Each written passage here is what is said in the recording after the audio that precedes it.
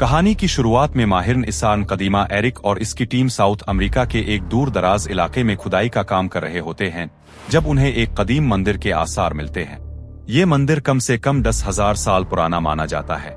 इस दरियाफ्त को देखकर एरिक और इसकी टीम बहुत ज्यादा पुरजोश हो जाती है, लेकिन जैसे जैसे खुदाई तेज होने लगी वहां के मकामी गुंडे आ गए और उन्होंने खुदाई रोकने की धमकी दी। एक शाम में दो मछेरे मछली पकड़ रहे होते हैं। कुछ देर बाद उनके जाल में एक बहुत ही बड़ी चीज फंस जाती है। वो समझते हैं कि ये कोई बड़ी मछली होगी, मगर जब इसे बाहर निकाला जाता है तो पता चलता है कि वो दरअसल एक मरमेड है। अब जैसे ही एक आदमी इसके करीब जाता है तो जलपरी अचानक जाग उठती है और अपनी पुरस्कार ताकत से इसे बेहोश कर देती है। इसकी आंखों में एक अजीब सी चमक होती है।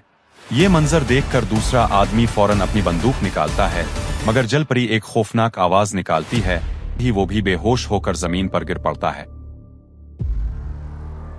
एरिक ने अपने दोस्त एशले को फोन किया और इससे मदद मांगी। असल में इसे इस जगह से बहुत अलिफाम थी और वो चाहता था कि एशले भी यहाँ आए और ये सब कुछ देखे। अब फोन कॉल के बाद एरिक सो गया और अपने ख्वाब में इसने वही कदीम मंदिर देखा जहाँ एक मरमीड आहिस्ता आहिस्ता इसकी तरफ बढ़ रही थी। खैर, सुबह एक एंटीक शॉप का मालिक एरिक से मिलने आता है। इसके पास बहुत सी कदीम और नायाब चीजें होती हैं जो दरअसल एक औरत आरवरा बे ने बेची थीं। शॉपकीपर चाहता था कि एरिक उनकी असल कीमत बताए।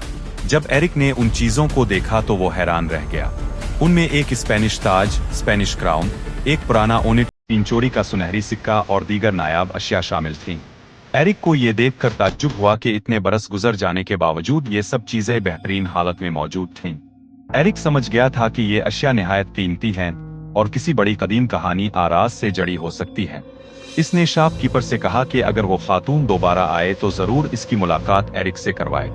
कुछ दिनों बाद खुदाई के दौरान एरिक की टीम को एक मुजस्समा मिला जो ताज पहने हुए था और इसके करीब एक और कदीम समंदरी देवता का मुजस्समा भी था।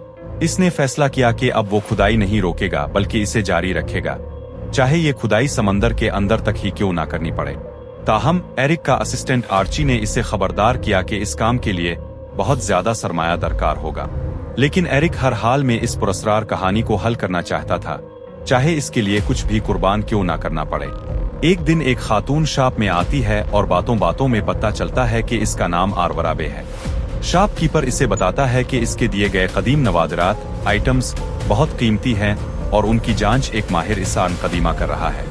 जब आरवरा ने यह सुना कि एरिक एक डूबे हुए कदीम मंदिर सबमर्ज्ड एंशिएंट टेंपल की तलाश कर रहा है तो वो बेहद पुरजोश हो गई और फौरन एरिक से मिलने के लिए तैयार हो गई। रात के वक्त एरिक और आरवरा की मुलाकात होती है। जैसे ही एरिक ने इसे देखा तो वो इसकी खूबसूरती में खो गया। बातों के दौरान आरवरा ने बताया कि जो चीजें इसने दी थी वो दरअसल इसके वालिद की मलकियत थीं, जो एक मशहूर कलेक्टर हुआ करते थे, लेकिन आरवरा के लिए ये सब बेमानी और बेकार अशिया थीं। ये सुनकर एरिक को अंदाजा हो गया कि आरवरा को उन नवादरात में कोई खास दिलचस्पी नहीं है। ताहम एरिक को आरवरा की खूबसूरती ही नहीं बल्कि इसकी शख्सियत भी बहुत मुतासिर कुन लगी। बातों बातों में आरवरा ने एरिक से समंदर की खुदाई के बारे में सवाल किया।